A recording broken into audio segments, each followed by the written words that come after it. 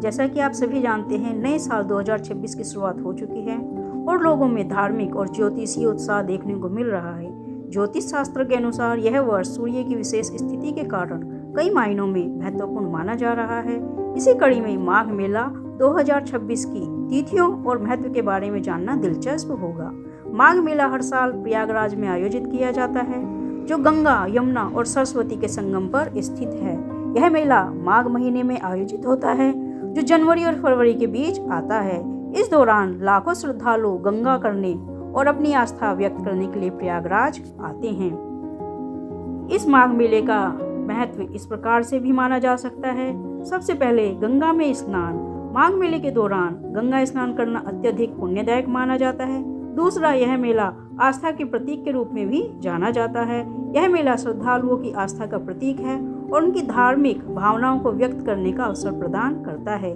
तीसरा और सबसे महत्वपूर्ण है इसका सांस्कृतिक महत्व। माघ मेले में विभिन्न सांस्कृतिक कार्यक्रम भी आयोजित किए जाते हैं, जो इसके सांस्कृतिक महत्व को दर्शाता है। बीसीसीआई का बड़ा फैसला, केकेआर को मुस्तफिजुर रहमान को रिलीज करने के निर्देश।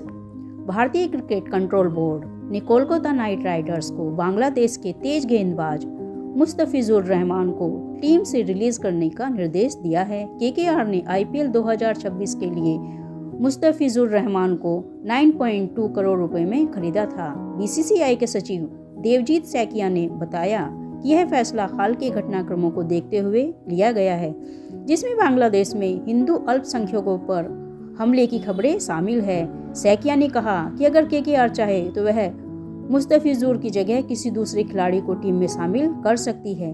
केकेआर के मालिक शाहरुख खान की ओर से अभी तक इस मामले पर कोई आधिकारिक बयान नहीं आया है। महाराष्ट्र लोकल बॉडी इलेक्शन में महायुति ने बड़ी जीत हासिल की है। शिवसेना बीजेपी गठबंधन ने 66 वोट जीत लिए हैं, जबकि अजित पवार की एनसीपी ने 2 सीटों पर कब्जा जमा लिया है। हालांकि अभी तक नगर निगम चुनावों में एक भी वोट नहीं पड़ा है। इस जीत के बाद महायुति के नेता उत्साहित हैं। बीजेपी नेता रविंद्र चावन ने कहा कि यह जीत पार्टी कार्यकर्ताओं की मेहनत का परिणाम है।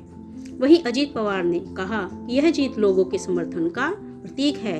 इस चुनाव में बीजेपी को 117 पोस्ट ऑफ म्युनिसिपल प्रेसिडेंट जीते हैं, जबकि शिवसेना के 53 और एनसीपी के 37 पोस्ट जीते हैं। कांग्रेस ने 28 और शिवसेना यूबीटी ने 9 पोस्ट जीते हैं।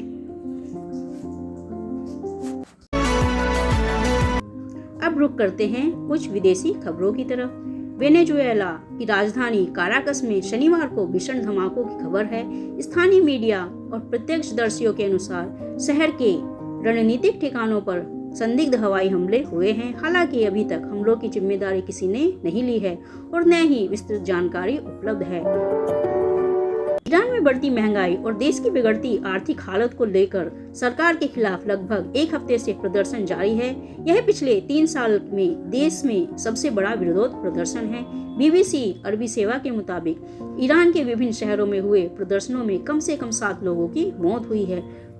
प्रदर्शनकारियों का कहना है कि सरकार की आर्थिक नीतियों और रियाल की गिरती कीमत के खिलाफ वे सड़कों पर उतरे हैं। सरकार ने एक ओर सख्त सुरक्षा कदम उठाए हैं तो दूसरी ओर संवाद का संकेत भी दिया है।